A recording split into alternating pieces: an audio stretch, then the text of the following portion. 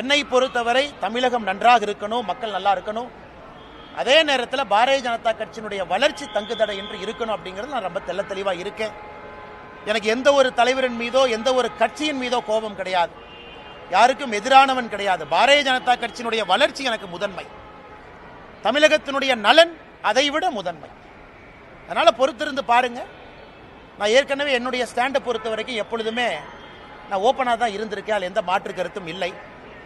நான் டெல்லியில் பேசும்பொழுது தொண்டனாக பணியாற்றவும் தயார் என்கின்ற வார்த்தையும் பயன்படுத்தியிருக்கேன். அதனுடைய பொருளையும் நீங்கள் நல்லா உணர்ந்துக்குங்க. அதனால் அண்ணாமலை அரசியலுக்கு வந்திருப்பது பவருக்காக கிடையாது.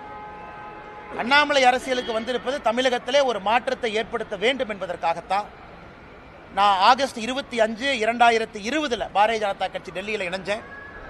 அன்றிலிருந்து என்று வரை என்னுடைய எண்ணத்தில் ஒரு சிறு பிசிறு கூட கிடையாது. எதற்காக அரசியலுக்கு வந்தேன் என்பதே 5 ஆண்டு கழித்தும் கூட இன்னைக்கும் அதே உணர்வோடு உங்களோடு நின்று கொண்டிருக்கின்றேன். அதனால் கூட்டணி பற்றி விரைவில் நீங்கள் பார்ப்பீங்க. தமிழ்நாடு பாரதிய ஜனதா கட்சியினுடைய தலைவர் எப்படி இருக்கணும் அதையும் விரைவில் பார்ப்பீங்க. ஸோ என்னுடைய கடமை ஒரு கட்சி முடிவெடுக்கும் பொழுது அக்யூரேட் ஃபீட்பேக், நடுநிலைமையாக என்னை சார்ந்தோ இன்னொருவரை சார்ந்தோ இல்லாமல் பெர்ஃபெக்ட் அக்யூரேட் ஃபீட்பேக்கை கொடுத்தா கட்சியினுடைய தலைவர்கள் சரியான முடிவெடுப்பாங்க. அதான் என்னுடைய நோக்கம். அதை டெல்லியிலே நான் செய்துவிட்டு வந்திருப்பதாக எனக்கு நானே சொல்லிக் கொள்கின்றேன்.